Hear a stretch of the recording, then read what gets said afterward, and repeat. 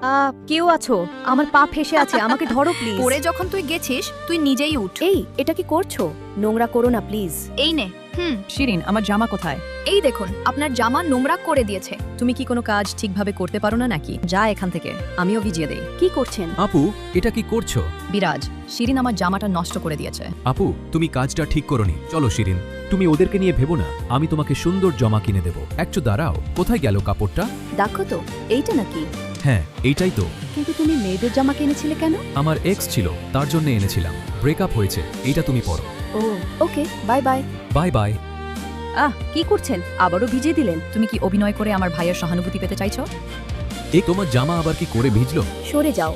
আপু দাঁড়াও, তুমি আবার শিরিনকে ভিজিয়ে দিয়েছো। অতি ভিজিয়েছে। না, তুমি ভিজিয়েছো। ও এখানে। এই গাড়ি দেখো। আপু তোর কি হয়েছে? আপু। ও বুঝেছি, দরজা খোল। ঠিক আছে।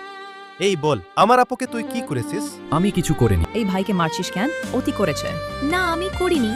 ড্রাইভার, আহ, আমার অপুর সাথে আবার যদি বেয়াদবি করিস তখন দেখবি আমি কি জিনিস। হ্যাঁ, আমি এখানে কেন? ওরা আর তোমার সাথে খারাপ আচরণ করবে না। তুই কেন ঝামেলা পাকাতে গেলি? আমি ঠিকই করেছি। তুই আমার কাছে জিজ্ঞেস করেছিস? বন্ধুরা, ভাই কাজটা কি ঠিক করেছে? কমেন্টে জানিয়ে দিন।